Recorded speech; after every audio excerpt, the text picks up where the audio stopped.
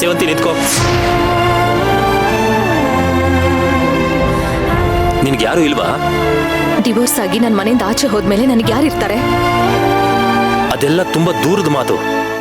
ನಾನಿನ್ನೂ sign ಮಾಡಿ ಕೊಟ್ಟಿಲ್ಲ. ಇವತ್ತಲ್ಲ ನಾಳೆ ಮಾಡ್ಕೊಡ್ಲೇಬೇಕಲ್ಲ. ಸರಿ ಆಯ್ತು, ಬಾ ಕಾರಲ್ಲಿ ಕೂತ್ಕೋ. ಬೇಡ. ಯಾಕೆ ಹಠ ಮಾಡ್ತೀಯ ಸೇವಂತಿ? ಯಾವಳ ಕೂತಿರೋ ಕಾರಲ್ಲಿ ನಾನಂತೂ ಕೂರಲ್ಲ. ಯಾಕೆ ಹೀಗೆಲ್ಲ ಮಾತಾಡ್ತೀಯ ಸೇವಂತಿ? ನೀವು ಮಾಡಿರೋ ತಪ್ಪನ್ನ ಮಾತಾಡಿದ್ರೆ ನಿಮ್ಗೆ ಸಿಟ್ಟು ಬರುತ್ತಲ್ವಾ? ಸರಿ, ಹಾಗೆ ಅನ್ಕೋ. ಈಗ ಸುಸ್ತಾಗಿದೆಯಲ್ವಾ, ನಡಿ ಗಾಡಿ ಎತ್ತು.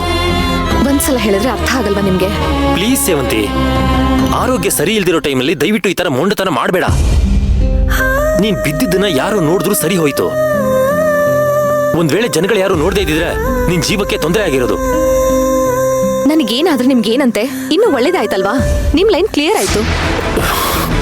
ನೀನು ನನ್ನ ಹೆಂಡತಿ. ನಿನಗ್ ನೋವಾದ್ರೆ ನೀನ್ ಕಷ್ಟದಲ್ಲಿದ್ರೆ ನನಗ್ ಸಂಕಟ ಆಗಲ್ವಾ? ಕೆಲವು ಗಂಡಸರು ಹಾಗೆ. ಊರಲ್ಲಿರೋ ಎಲ್ಲಾ ಹೆಂಗಸರ ಹತ್ರನೂ ಹೀಗೆ ಹೇಳ್ತಾರೆ. ಎಲ್ಲಾ ಹೆಂಗಸರಿಗೂ ಇದೇ ತರ ಕಾಳಜಿ ತೋರಿಸ್ತಾರೆ. ಆದ್ರೆ ನಾವ್ ಹೆಂಗಸರು, ನಮಗ್ ಬುದ್ಧಿ ಇಲ್ಲ. ಇವ್ರು ನಮ್ಮನ್ ಮಾತ್ರ ಪ್ರೀತಿಸ್ತಾರೆ, ನಾವೇ ಇವ್ರ ಜೀವ ಅಂತ ತಿಳ್ಕೊಂಡು ಮೋಸ ಹೋಗ್ತೀವಿ.